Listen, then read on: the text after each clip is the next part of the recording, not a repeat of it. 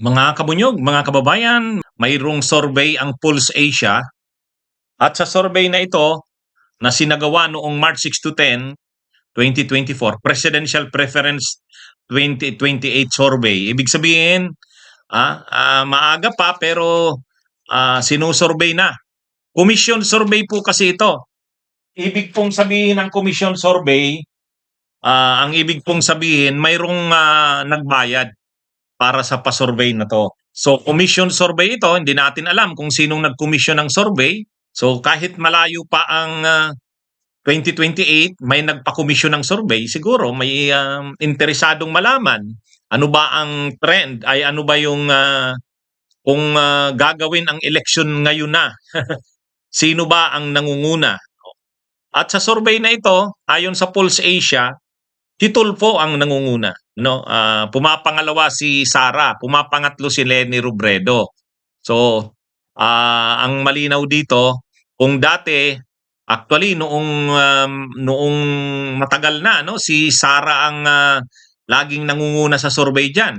Kaya nga parang confident na confident ang mga DDS, ang mga Duterte, pero kakabit din 'yan, may kumalat na picture ni Rapi Tulfo at ng kanyang asawa, kasama naman si Marcos Jr. at si Lisa Araneta. Ito naman, kumalat naman ito, kinukomentaryuhan ng mga DDS. Ang kinukomentaryuhan nila yung mamahaling bag daw ng asawa ni Tulfo. Pero yun na nga, may mga vloggers na nag-comment, mukhang maaga nang tinitira si Tulfo. Dahil ba siya ang nakikitang malakas na pambato sa pagka-presidente sa 2028? Mayroon pang mga nagsasabi dahil kulilat sa survey si Martin Romualdez. 1% lang. 1% hindi. Hindi nga nag 1% si Martin Romualdez. So may mga nagsasabing posible kayang si Tulfo na lang ang gagawing pambato ng administrasyon ni Marcos Jr. basta't wag lang si Sara Duterte ang manalo. Parang ganun yung ano eh. Yan yung may mga ganung pinufloat na idea. Anyway, wala po tayong kinakampihan diyan. Mga kabunyog, tayo'y nag-aano lang. Kung ano yung balita, yun lang po yung dinidiscuss natin. Hindi naman po tayo hindi tayo nagpe-fake news. Nagdi-disinformation. Anyway, so ito na po. Ang latest na survey ngayon ng Pulse Asia, nangunguna na si Tulfo. Bagamat hindi masyadong malayo pa rin, pero talo na ni Tulfo. Kaya lang kung sa ano yon, statistically tayo ang tawag doon kasi 1 point lang ang lamang ni Tulfo eh. Ito po, ito. Yan. Ito. So, Senator Rapi Tulfo nanguna sa isinagawang 2028 Presidential Preference Survey ng Pulse Asia po. Pulse Asia. So, ano po ito? Ang survey ay ginawa noong March 6 to 10. March 6 to 10 itong taong ito. At ang lumabas sa resulta, 35 si Tulfo, 34 si Sara. So, yan. Mababa pa, no? Mababa.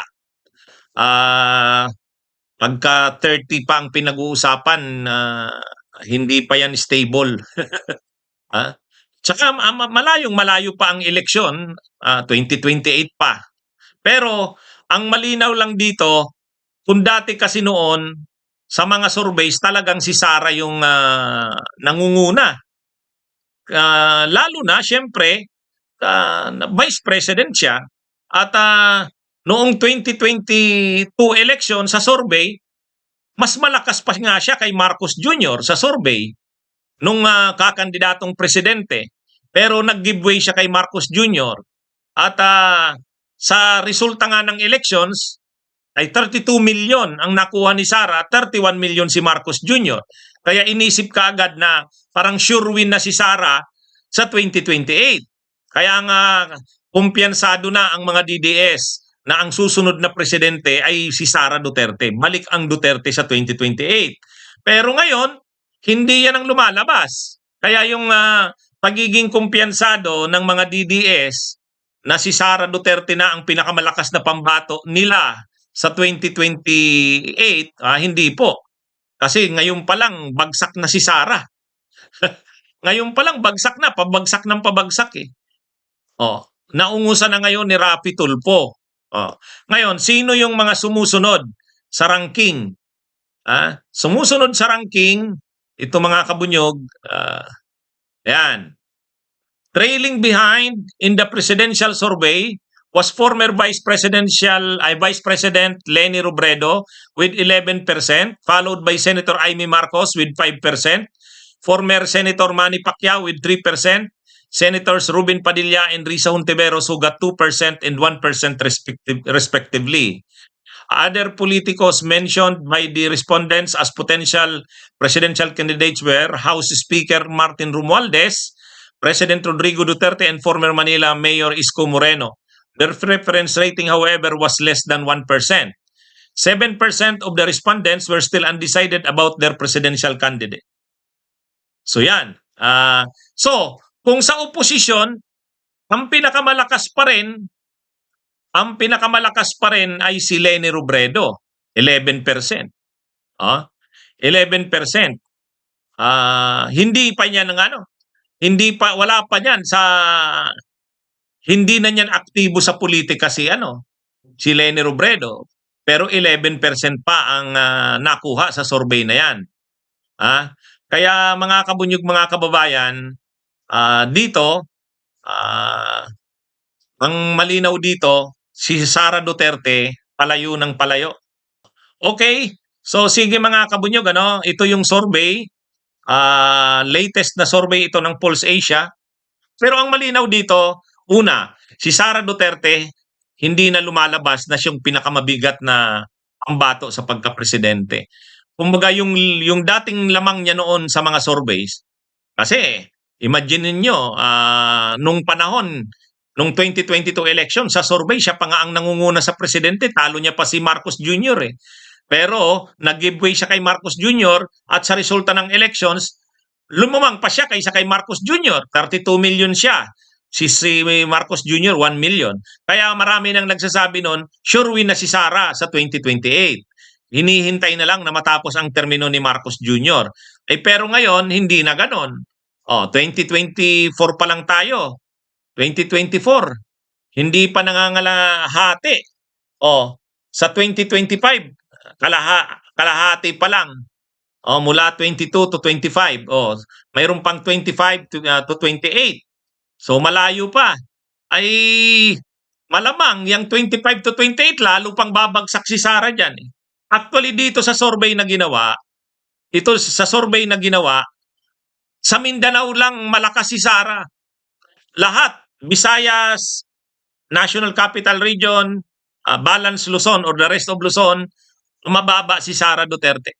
Doon lang talaga siya sa Mindanao malakas. So, kung ibig sabihin, kung humina siya sa Mindanao, wala na, bagsak na.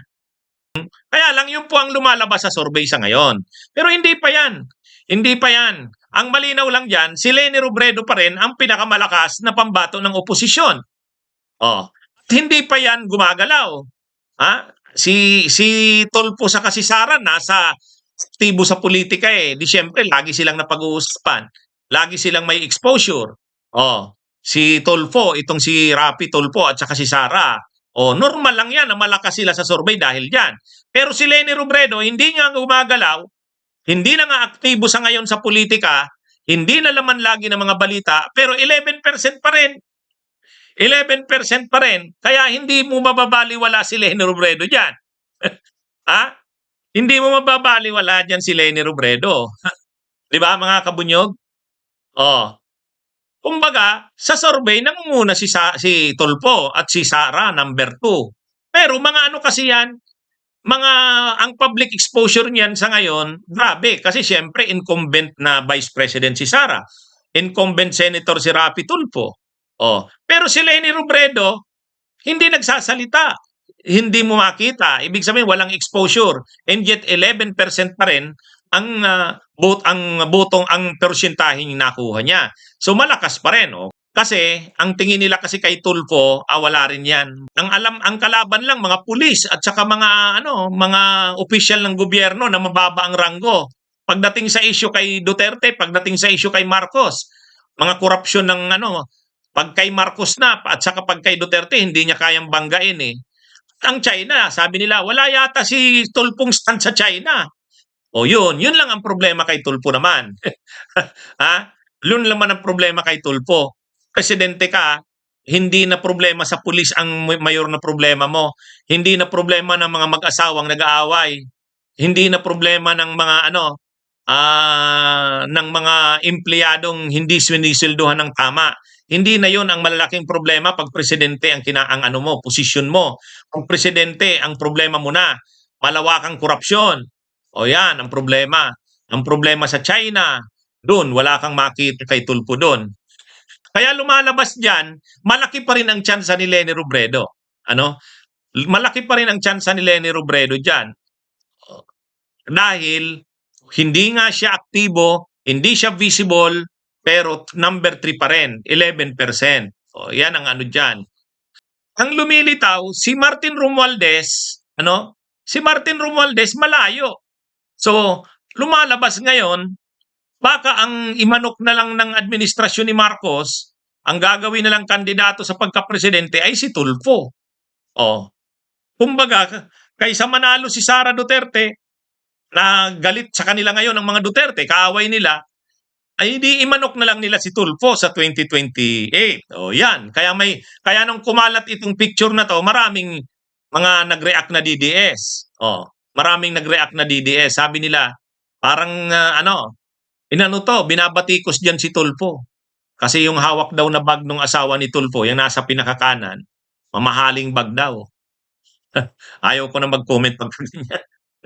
Anyway, binibira si Tulfo ng mga DDS kasi nga siguro nararamdaman nila na si Tulfo ang nangunguna ngayon sa survey kontra kay Sara.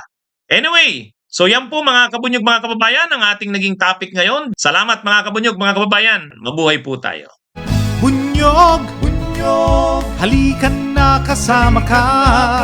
Bunyog, kapag buklod ay may pag-asa. Luzon, Visayas, Mindanao, isa ang pananaw. Sa bagong Pilipinas ang bunyog isisigaw. Bunyog, bunyog, bunyog.